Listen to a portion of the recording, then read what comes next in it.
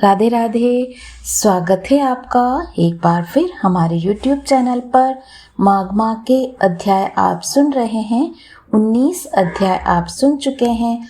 आपने हमारे द्वारा बनाए गए अध्याय व कहानियों को इतना स्नेह दिया, हृदय से मैं आप सभी का बहुत धन्यवाद करती हूँ।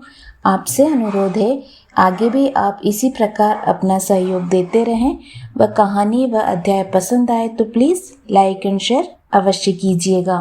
19वें अध्याय में आपने जाना जब तब दान हरि पूजन करने वाले प्राणी किस प्रकार भाग्यशाली हैं। दीप अग्नि वस्त्रदान करने वाला सूर्य के तेजस्वी लोक को किस प्रकार प्राप्त करता है। वह माघ स्नान करने वाले प्राणी के पितर उत्तम गति को किस प्रकार प्राप्त करते हैं। आज सुनेंगे आप 20वां अध्याय।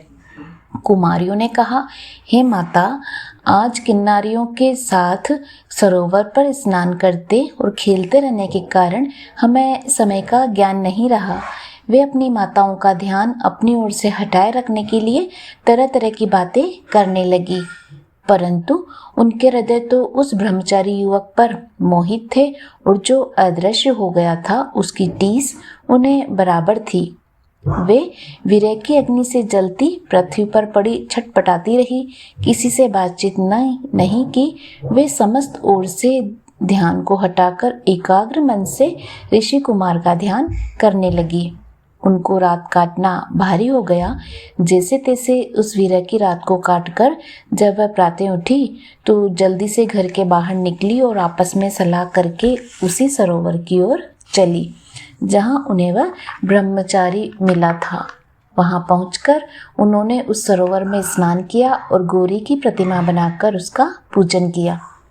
उसी समय वह ऋषि कुमार सदा की भांति स्नान व पूजा अर्चना के लिए उसी सरोवर पर आया। उसे आता देख उनके हृदय कमल खिल गए और वे बिना कुछ सोचे विचारे दौड़कर उस ब्रह्मचारी के पास जा पहुंची, इस आशय से कि वह कहीं भाग न जाए। उन सुंदरियों ने उसे चारों तरफ से घेर लिया और बोली, हे प्रियतम, कल तुम हमें छोड़कर भाग गए थे, मगर आज हम तुमको नहीं जाने देंगे। स्वयं चारों ओर से उन सुंदरियों द्वारा घिरते देखकर वह ऋषि कुमार चिंता में पड़ गया। उसने उन्हें भली प्रकार समझाते हुए कहा, हे सुंदरियों, धर्म की मर्यादा को ध्यान में रखो। मैं तो अभी तक ब्रह्मचारी हूँ और वेदाध्ययन कर रहा हूँ। जब तक मैं गृहस्थ आश्रम में प्रवेश करने योग्य नहीं हो जाता तब तक मैं विवाह कैसे कर सकता हूँ। गुरुजनों का कथन है कि प्राणी को अपने वर्ण का और आश्रम की रक्षा करनी चाहिए, इसलिए तुम मुझे वरण करने का विचार त्याग कर अपने इस घेरे को तोड़कर मुझे बंधन मुक्त करो। वे गंधर्व कन्याएं कामासक्त हो रही थी। उस ऋषि पुत्री की वह अमृतवाणी सुनकर वे और अधिक अधीर हो उठी और बोली, हे कामरूपे, विद्वानों का कथन है कि धर्म से अर्थ, अर्थ से काम, काम से धर्म का उदय होता है।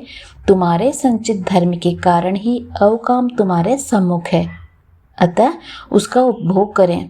यह तो स्वर्ग भूमि है, यहाँ दिव्य भोगों की कमी नहीं। उचित है कि आप हमें निराश न करें और हमारे कामाग्नि से जलते हुए हृदय को शांति पहुँचाएं।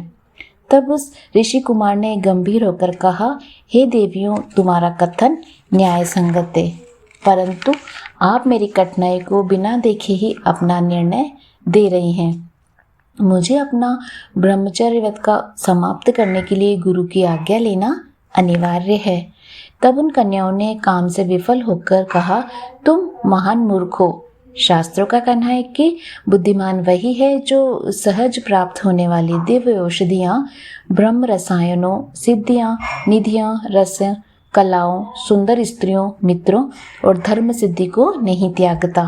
यदि ये वस्तुएं अनायास ही उसे प्राप्त होती है तो उसे किंचित भी आलस्य नहीं करना चाहिए।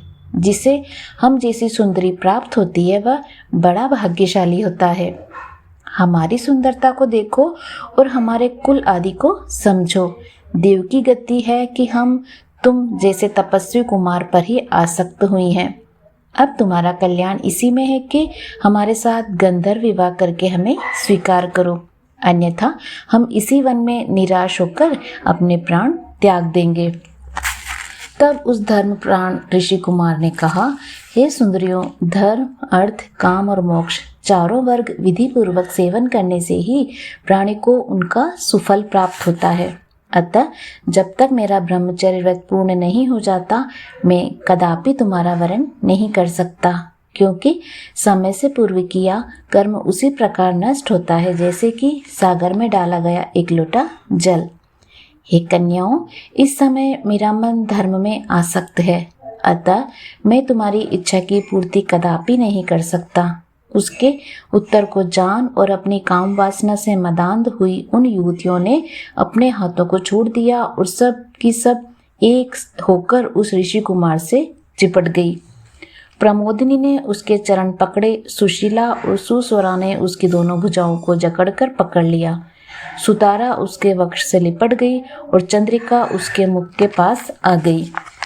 इस प्रकार कामोशक्ति उन गंधर्व कन्याओं के उत्तेजित करने पर भी वह ऋषि कुमार अपने धर्म की रक्षा में सफल रहा।